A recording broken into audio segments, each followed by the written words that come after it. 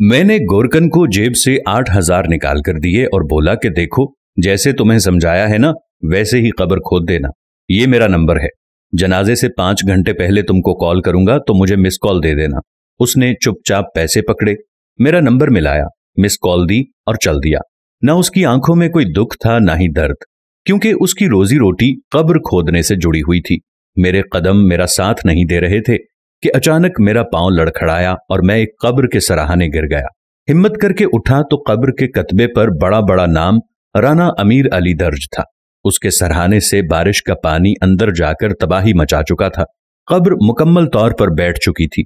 7 मुरब्बा जमीन, करोड़ों रुपए की फैक्ट्रियां और 4 बड़े बंगलों का मालिक मुझे चीख चीख कर कह रहा था कि हादी हयात, संभल जाओ, आज तुम अपने प्यारे दोस्त को दफनाने आ रहे हो, कल तुम भी यहां होगे।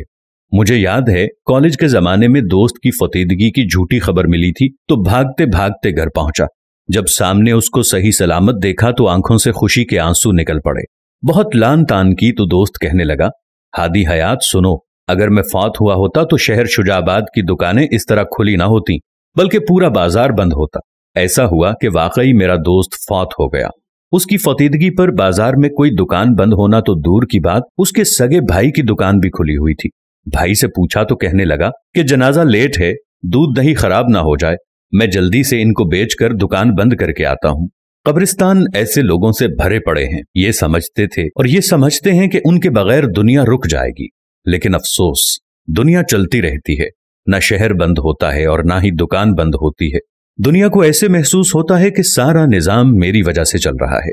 मैं अपने घर में अगर कोई काम करता हूं तो ये सारा घर मेरी वजह से चल रहा है। कोई सियासत में है तो कहता है सारा मुल्क मेरी वजह से चल रहा है। कोई जिले लेवल के ओहदे पर है तो कहता है मेरा जिला मेरी वजह से चल रहा है। कोई एडमिनिस्ट्रेशन में है तो कहता है सारी एडमिनिस्ट्रेशन मेरी वजह से चल रही है। कोई दुकान पर बैठता है तो वो कहता है कि ये दुकान मेरी वजह से चल रही है। कोई गाड़ी चला रहा है, बस चला रहा है तो कहता है ये मेरी वजह से चल रही है। कोई शख्स दुनिया का कोई भी काम कर रहा है, वो कहता है कि ये सब कुछ मेरी वजह से चल रहा है। लेकिन कभी आपने ये नोट किया कि किसी शख्स के मर जाने से हमसे लेकर आज तक सदियां पीछे चले जाएं, तो जितने लोग फौत हो चुके हैं, जितने इस दुनिया से जा चुके हैं, कभी अपने गिरेबान में बैठ के झांकना कि आपसे कम, आपसे गरीब, आपसे निचले दर्जे के बहुत सारे होंगे, लेकिन अगर जब आप ऊपर वाली नजर से देखेंगे तो आपसे अमीर, आपसे ऊंचे, आपसे बड़े लोग भी बहुत ज्यादा तादाद में होंगे। ये कहते होंगे कि हम नहीं होंगे तो दुनिया का सिस्टम रुक जाएगा, बंद हो जाएगा। लेकिन आपने देखा कि कभी ऐसा नहीं होता।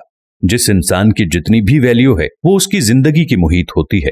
इंसान ने इस दुनिया को छोड़ा नहीं तो इस जहान वालों ने भी फौरन उसे छोड़ दिया। मेरे अल्लाह, तुझसे दुआ करते हैं कि हमारे किरदार को इतना मजबूत बना दे कि हम यहां से अगर चले भी जाएं तो हमारी मिसाल दी जाए, हमारे किरदार की बातें की जाएं। दुनियावी तौर पर तो कोई किसी की बात नहीं करेगा, क्योंकि दुनिया नफ्सा नफ्सी का शिकार है। दुनिया पैसे के पीछे भाग रही है।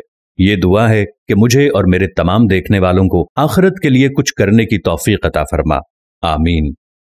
उम्मीद करते हैं हमारी आज की वीडियो आपको जरूर पसंद आई होगी और सदका जारिया समझते हुए आप इसे अपने दोस्तों और रिश्तेदारों के साथ भी जरूर शेयर करेंगे, ताकि इस्लाह का ये सिलसिला हमेशा जारी रहे।